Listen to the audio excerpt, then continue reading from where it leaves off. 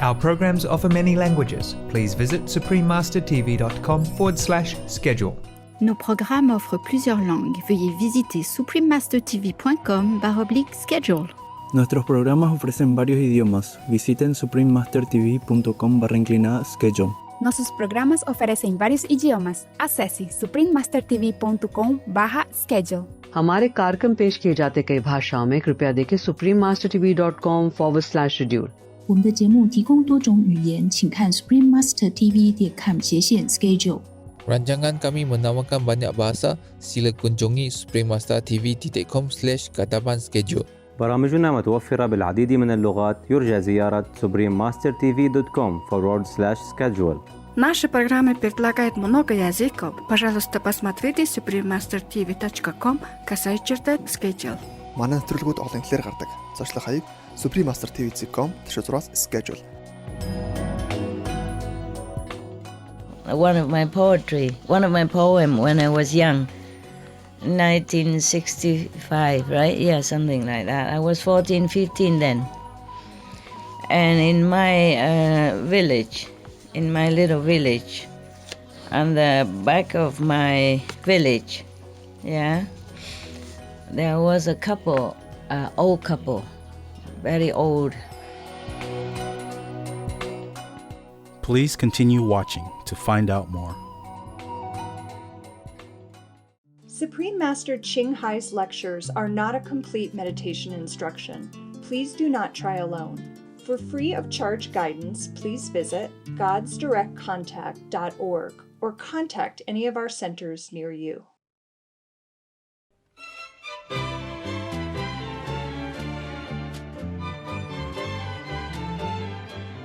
Today's episode will be presented in English with subtitles in Arabic, Aulaxese, also known as Vietnamese, Chinese, English, French, German, Hindi, Hungarian, Indonesian, Japanese, Korean, Malay, Mongolian, Persian, Polish, Portuguese, Punjabi, Russian, Spanish, Telugu, and Thai.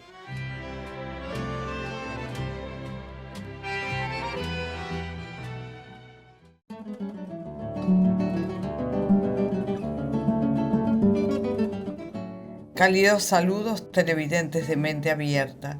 Mi nombre es Romina desde Buenos Aires, en la vibrante y enérgica Argentina. La armoniosa gente de Argentina les envía pensamientos amorosos.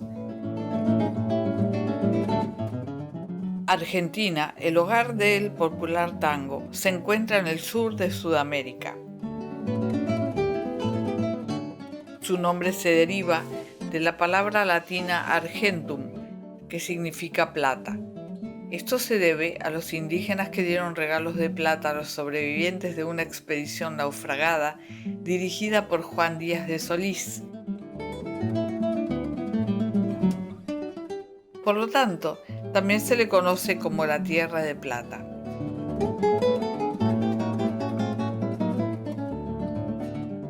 Es un país lleno de magia y leyendas, una tierra sagrada que es un crisol de culturas de muchas razas, fomentando la coexistencia pacífica y la comprensión mutua de las diferencias culturales.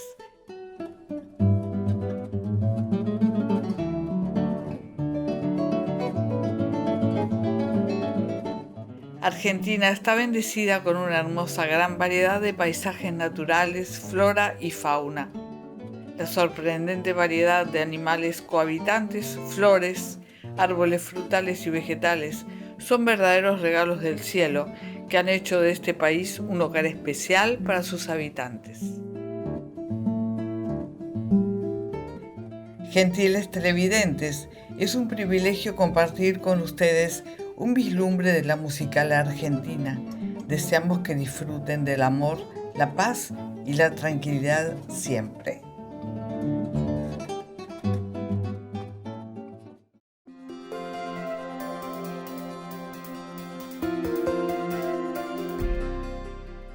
Durante más de 3 décadas, la maestra suprema Ching ha iluminado nuestro mundo con sus enseñanzas divinas.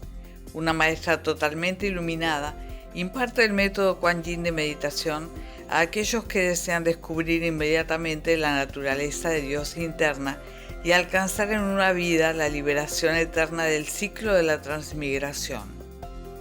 El método Kuan Yin ha sido practicado por todos los maestros iluminados, tales como Buda, Jesucristo, el profeta Mahoma, la paz sea con él, Gurú Nanak y muchos más. Ella enfatiza que si siempre recordamos a Dios, ofrecemos servicio desinteresado a otros y seguimos las leyes del universo, alcanzaremos nuestro potencial más elevado como humanos y comprenderemos verdaderamente nuestro propósito en la Tierra. La Maestra Suprema Ching es un extraordinario ejemplo viviente de compasión, enviando frecuentemente asistencia material y financiera, además de amor, a los refugiados, a los desamparados, a las víctimas de desastres naturales y a otros que necesitan ayuda. La Maestra Suprema Ching está profundamente agradecida con el amado Dios por toda la ayuda financiera, consuelo y apoyo para los afligidos y necesitados y o cualquier buena causa a través de los años, como una humilde receptora para su compasión y amor hacia sus preciados hijos. En el 2006, ella recibió el Premio Guzzi de la Paz, considerado el Premio Nobel de la Paz de Oriente, y ha sido honrada a través de los años con otros numerosos premios y galardones por sus excepcionales obras filantrópicas y humanitarias.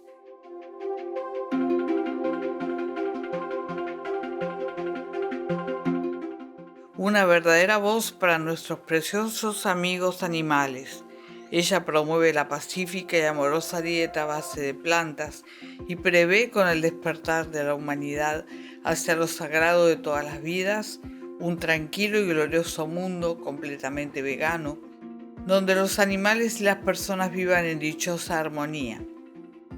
Sus iniciativas para difundir la tendencia vegana son diversas y han incluido la distribución del volante de vida alternativa, la cadena internacional de restaurantes veganos Loving Hut, Supreme Master Television, además de hablar regularmente con influyentes líderes de gobierno y medios de comunicación y participar en conferencias televisadas sobre el cambio climático, tanto si somos conscientes de ello como si no.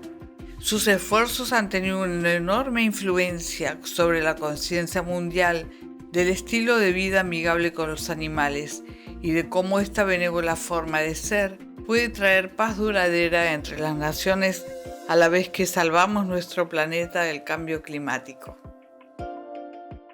A lo largo de los años, la Maestra Suprema Ching ha viajado por todo el mundo, desde las Américas hasta África, desde Europa hasta Oceanía, y ha ofrecido cientos de discursos al público y a sus discípulos sobre una variedad de temas espirituales.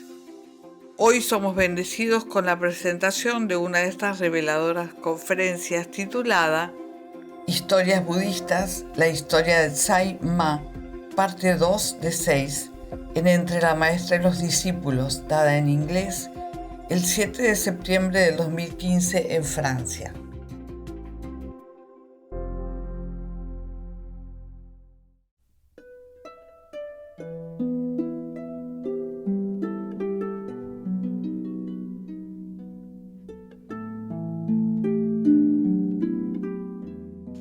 Even when I bought this house, I was thinking European people can come, when once a while, when they're fed up with city life, with the smoking car and noise, so they can come here. I have big garden, they can camp sometimes.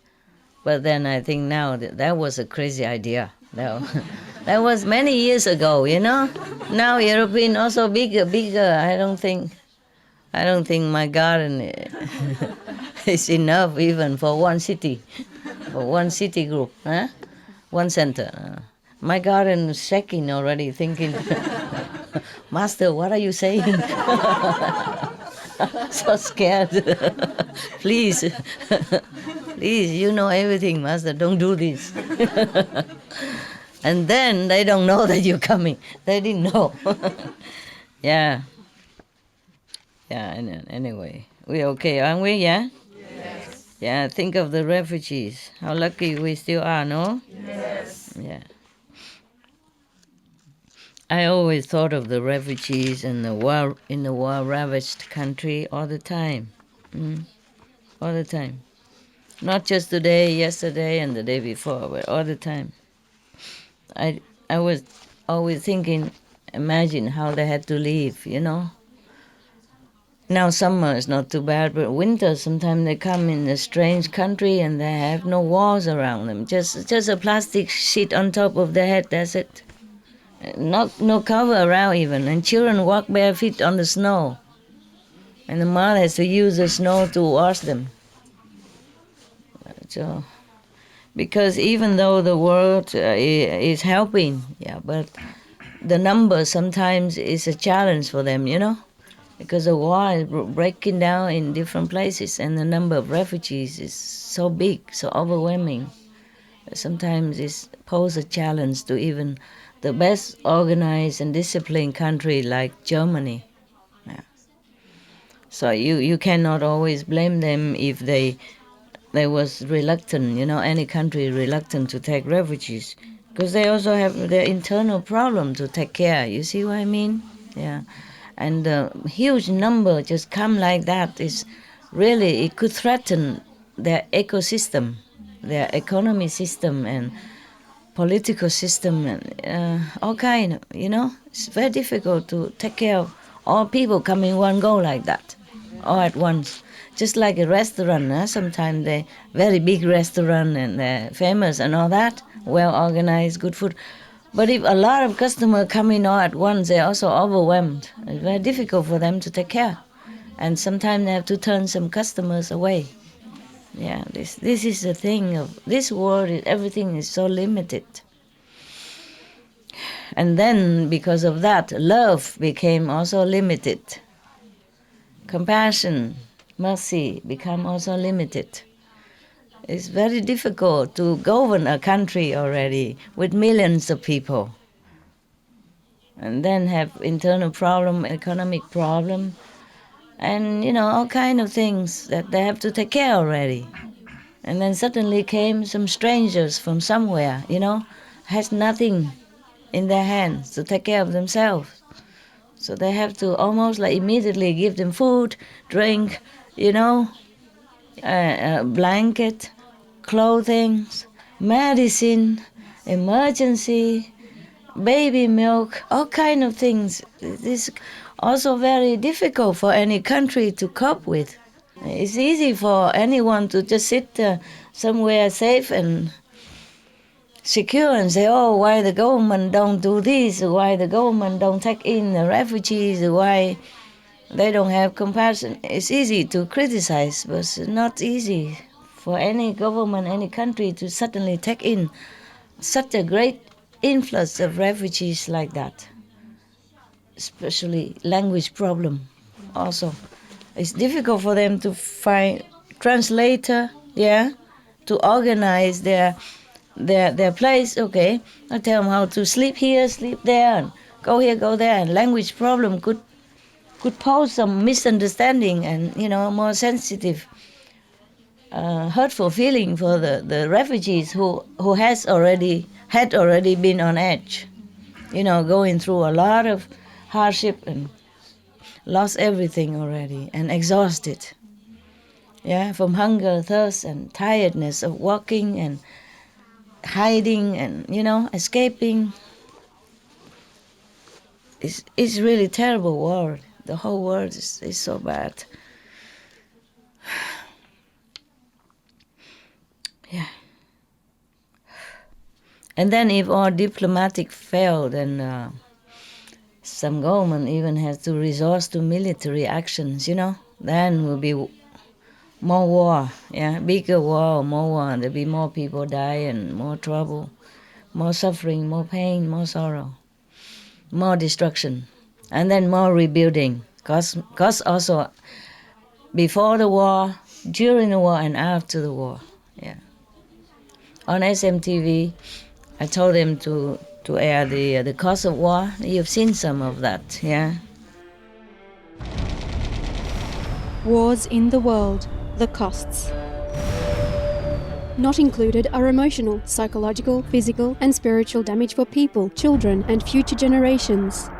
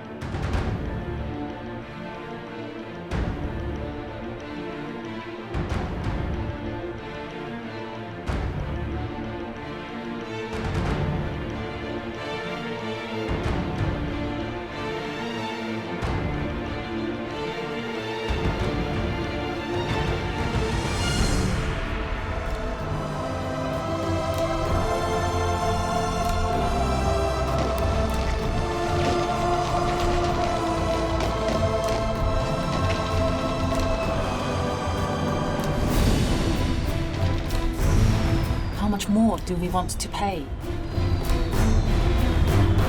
How many more lives disrupted, maimed, or dead?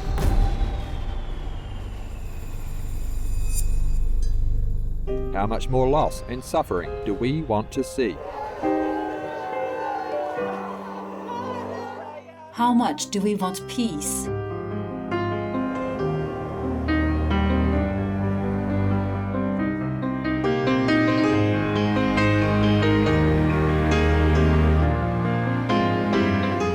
Let peace be here now.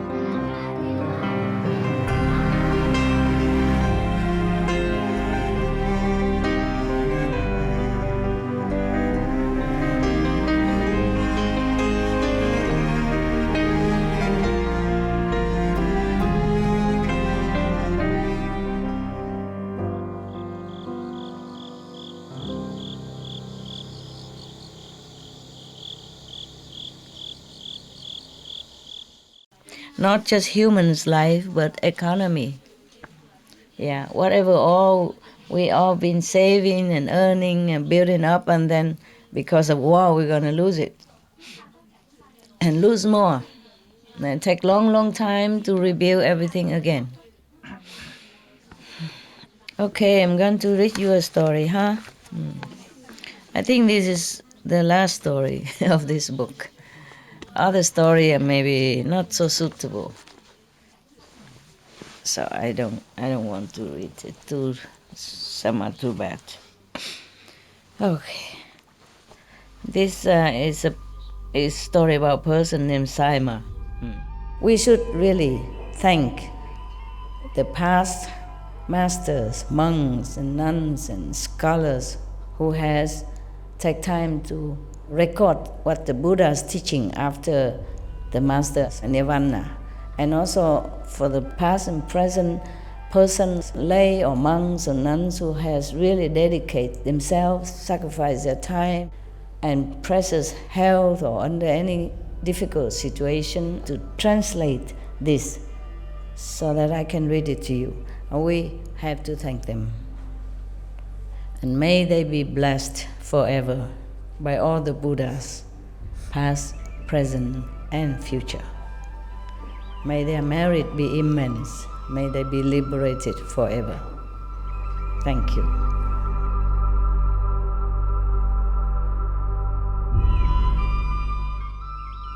According to Buddhism and the believer and the tradition, when you read sutra and all that, you have to put on incense, flower, and bow to the sutra first and thank all the Buddhas and Bodhisattvas in 10 directions, all respectfully, before you read it, okay? And then you cover the sutra also with silk or, beautiful cloth, and I just make it more popular.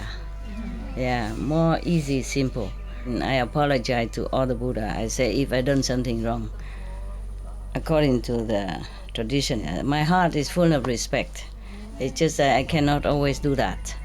So please, all the sin, whatever I've done wrong, is all on me.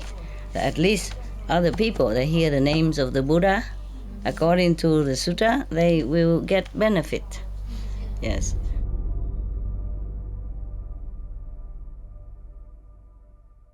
Thus I have heard. So this is supposed to be a true story from Anand, who has heard it and recorded in his brain computer and recite it for the assembly to write down. And now we enjoy this. So we thank all the Buddhas, Bodhisattva, and the one who wrote it, and thanks Anand specially. Anand, reverence Anand especially. Beautiful monk. Okay. Thus I have heard.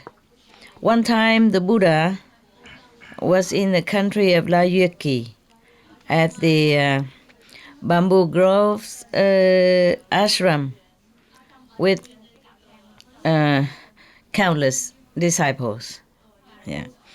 Monks, nuns, and lay people and followers. Yeah. At that time, there was a person from a Brahman clan, Brahman caste of India, top caste in India. Even then, he's very, very poor. Yeah. Even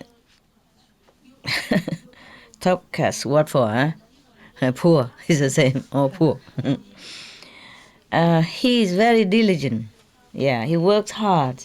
He's not lazy at all. He's been working very hard, but he has never enough food to eat, never enough clothes to wear. It happens.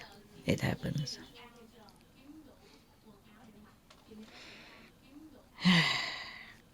It happens. I knew that. I just gave this lady, the Vietnamese lady, a poem because she didn't know what it is. So one of my poem when I was young, 1965, right? Yeah, something like that. I was 14, 15 then. And in my village, in my little village, on the back of my village, yeah, there was a couple, old couple, very old. He must be like 60 more, almost 70. His wife looked younger, but they were old people. And they live in such a little thatch hut, which is attached to another house, somebody else's house, that they let him stay in one side of the house, the thatch hut with just a door on the front and a door on the back. Inside there, just a cot, a rickety cot. And in the little corner of that hut, there was just 3 stones put together, and then they can use dry wood to make fire to cook. And I see just maybe 1 or 2 pot and pan, that's it, nothing, pot, couple of pots to cook things. But whenever I went there, I saw only coal. I don't see any sign of newly made fire. Probably they couldn't cook so often, yeah. And the woman and the man don't have any furniture in the house, just that. And whatever they have, they wear it on their body, and maybe just a tattered blanket, that's it. So I made that poem for them, but they never read it. Of course, I was shy. I never thought of giving it to anybody. I wrote it all for myself. I wrote it because I felt like writing. And if it come down, I just write and finish. Mostly I don't recheck or redo again. If I knew now my poem became famous, I would have been more diligent. Try to polish, choosing a more elegant word or whatever, changing here and there. I didn't do it. Can you give it to me again? I wrote it 40-some years ago. My God, am I getting old? And I forgot, I translated for you, huh? They translate already, This is in the book called Pepper and Gold, the poetry book of Pepper and Gold. Pepper, yeah, stone and gold. They translated some of them on SMTV. They told me, is that correct? Yeah, but I didn't know. Last night I read it. They did very well. It's just that they cannot truly express what in the Vietnamese is supposed to mean. Okay, I'm trying. It's simple English. It will not be rhyming. Okay, it's just like okay. I probably do it one by one, but there are some I cannot. I don't know how. Okay. Even the bamboos and the banana bush, the banana tree, banana bush, banana, huh? No, not tree. It's not a tree. It's not a bush. What is it? Huh? Never mind. Even the bamboo and the banana beside the house are graced with the heaven and earth blessing. So they are lushful and green. How come I am, as a human, lack of everything? The blanket's not warm, not enough to keep warm, and eating in the morning might not have in the evening, might not have meal again in the evening. The two old people, as if the two shadows, two desolated shadow or lonely shadow, something like that, yeah. Living on the edge of society, meaning they're not counted in, almost like that. I felt like they are just casted out. So they're living on the edge, right, of the society, and like holding on to each other to pass day by day, to pass the time, to pass the day. Yeah. The thatch hut is a rickety, I say, no? It's a shaky. Yeah? Rickety? Yes, a rickety, with rickety pole and shanty a wall. Yeah, very sharpy. And the cooking place, yeah, is just covered with cold ashes. For many days has not been reignited. Yeah. Whatever value is here, whatever left over is just a one-string music instrument. Old one-string music instrument. That's a special in Vietnamese instrument. Old, yeah, ancient. Yeah. And I am playing Ting Ting Tang, melancholy tune of the ancient time, an ancient melancholy tune. Yeah. I wrote it for him. His name is Shah, 1965. It happened. This person, how come there's another one here? Okay, this person that I wrote the poem for, he was very diligent. Just now I read to you that this person is very poor, but he has been very diligent. He worked hard. This person in this poem, Mr. Shah here, Shah, is very diligent too. I saw him, whoever call him, he immediately run. He kind of handyman, you know, but not in modern time. He will lose job. Over there, he's like mend the thatch hut, the thatch roof, installing a new pole, bamboo pole or something like that, trim the trees, bring in wood to people. But he's almost blind already. And he's so old already, still working very hard. So it really could happen to people like that. Not like they are lazy or anything. It really could happen. But he played very beautifully. One time he came to fix something for my aunt's house. You know, my house is here, my aunt's house is there. My grandmother lived in the middle. We also in simple houses, nothing luxury or nothing like this even. And one time he went there and he fixed something and then he brought, I don't know, maybe my aunt asked him or something. Or he just wanted to offer it because my aunt was kind to him.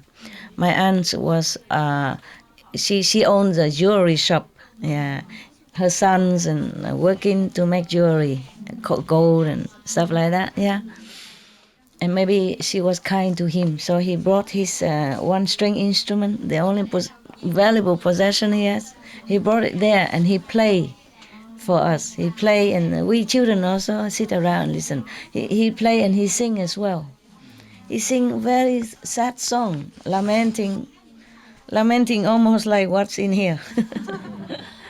Yeah, so I wrote the poem, but I should have given it to him. But I was a child, you know. I never give any poem to anybody except one time. Well, I tried to sell it so that I can go to college or something in Vietnam, you know, travel or something. One time one of my cousins discovered one of my poems and they laughed so much and make fun of me that from then on I hide it. I would never ever give it to anybody again. Understand? And now all of you like my poem. Isn't that funny? Something bad to somebody is good to somebody else. So we never know what is good, what is bad. Yeah. Even I was young, but I had a lot of sympathy. I also helped him sometimes, as much as a child can think of, you know. Sometimes I take some food, rice, and give it to him, But more I could not do, you know, because if my mother knew, she would scold me for being busybody, My mother is very kind. It's just that she has to take care of the whole family, you know. My father is not always at home. So being a practical woman, you know, she has to take care of whatever she earns so that the children will not go hungry and begging or being poor like that. So can go to school and everything. You understand? Yes. Yeah, keep the family's honor, reputation as well. Yeah, not that she's bad. She's a very good woman. She worked very hard. She took care of all of us, Without her, I think we would not have been the way we are. And she sings to me all the time. She sings lullaby. She read poetry. She sings poetry, Maybe I inherit that. So I made poetry since I was 7 already, There are some I made at 8, 9, 10, but I lost them. I don't remember. And one of it, I think one of the neighbors stole it. I asked for it back. He said it's his. I said, no, it's mine. I wrote it. I knew it. Please return to me. No, he doesn't. I lost some more because of the war, keep moving around, and I lost many things. I can't remember everything. Just some I found it, but some are not. Yeah. So some I found it when older. When I was older now, you see, the poem when I was 7, I remembered it well because it's very short. It's about Vietnamese New Year, yeah, just a few sentences, and I remember. Many others longer, I don't remember. But these are kind of older. When I was older, I moved to a safer town, stay longer, and somebody kept it somehow. Yeah. I was given an audience with the Prime Minister at that time. He gave me one of his poetry book and signed. He said, "From a poet to a poet." Yeah, so honored, you know. My school was very proud.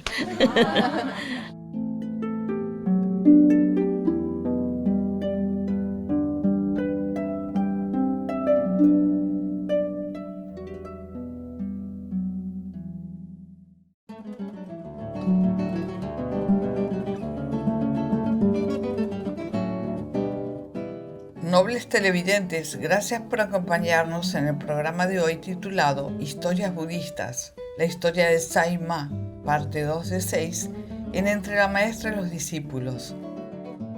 Por favor, sigan sintonizados a Supreme Master Television para una programación más positiva. A continuación sigue El modo de vida eterno, entrevista con el erudito hindú Ramanandam Brahmanandam, parte 2 de 3, en palabras de sabiduría, después de noticias de interés. Que sus días se llenen de gozo y de las bendiciones del cielo. May your days be filled with joy and heaven's blessings. Our programs offer many languages. Please visit suprememastertv.com/schedule and suprememastertv.com/BMD. Nos programmes offrent plusieurs langues. Veuillez visiter suprememastertv.com/schedule et suprememastertv.com/BMD. Nuestros programas ofrecen varios idiomas. Visiten suprememastertv.com/schedule y suprememastertv.com/BMD. Nossos programas oferecem vários idiomas. Acesse suprememastertv.com/schedule e suprememastertv.com/BMD. हमारे कार्यक्रम पेश किए जाते कई भाषाओं में कृपया देखें suprememastertv.com/schedule और suprememastertv.com/BMD。我们的节目提供多种语言，请看 suprememastertv.com/schedule 和 suprememastertv.com/BMD。 Rancangan kami menawarkan banyak bahasa. Sila kunjungi suprememastertv.com/kehadapan-schedule dan suprememastertv.com/kehadapan-BMD.